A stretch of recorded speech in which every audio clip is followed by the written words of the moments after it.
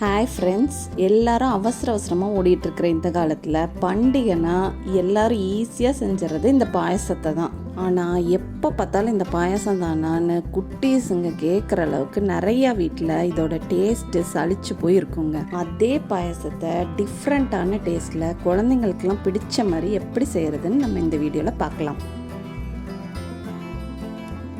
பாயாசம் செய்கிறதுக்கு பேசிக்காக தேவை பாலுங்க.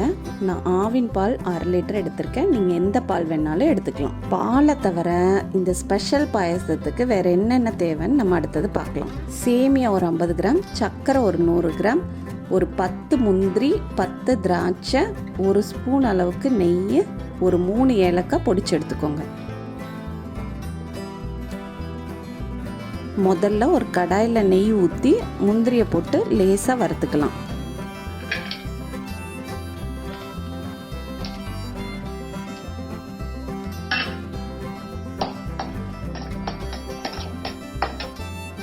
முந்திரி லேசாக கலர் மாறினதுக்கப்புறமா அது கூட திராட்சையும் போட்டு நல்லா வறுத்துக்கலாம்.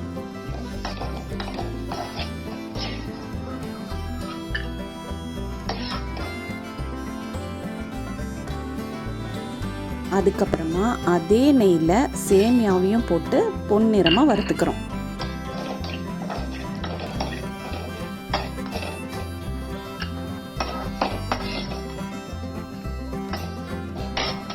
அதே கடாய் தான் நல்லா தொடச்சி எடுத்துட்டு 1/2 லிட்டர் பால் அதில் ஊற்றி நல்லா காய்ச்சிக்கலாம்.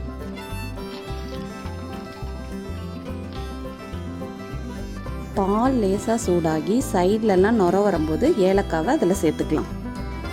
பால் நல்லா பொங்கி வந்ததுக்கப்புறமா அதை லேசாக கிண்டி விட்டுட்டு ஸ்டவ்வை சிம்மில் வச்சுருங்க.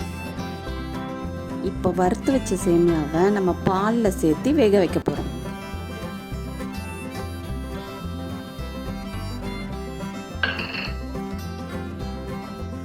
சேமியா ஓரளவுக்கு வெந்துருச்சு. இப்போ சர்க்கரையை நம்ம அதில் கலந்துக்க போகிறோம்.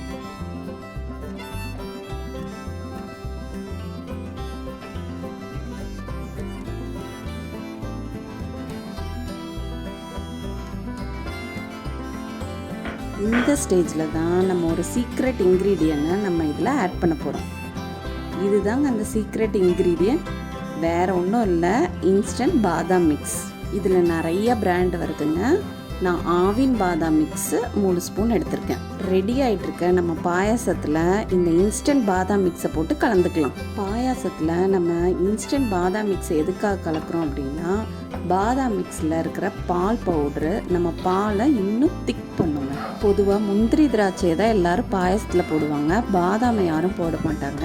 ஆனால் பாதாமை பொடி பண்ணி போட்டால் என்ன டேஸ்ட்டு கிடைக்குமோ அந்த டேஸ்ட்டை இந்த பாதாம் மிக்ஸு நம்மளுக்கு கொடுக்கும். நம்ம பாயாசம் செய்யும்போது இந்த சைட்லலாம் ஆடை மாதிரி படியுது பாருங்கள், அதெல்லாம் சுரண்டி நம்ம இந்த பாயசத்தில் போட்டுடலாம். அப்படி போடுறதுனால குல்ஃபி ஐஸ்லலாம் கிடைக்கிற டேஸ்ட்டு நம்மளுக்கு இந்த பாயசத்துலேயும் கிடைக்கும். ஓகே, இப்போ நம்ம பாயசத்தில் சேமியா நல்லா வெந்துருச்சு, பாலும் நல்லா சுண்டிருச்சு.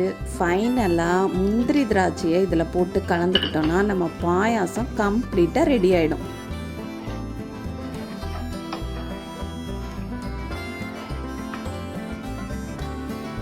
இன்றைக்கும் பாயாசம் தானா அப்படின்னு கேட்குற வழக்கமான பாயாசமாக இது இருக்காதுங்க.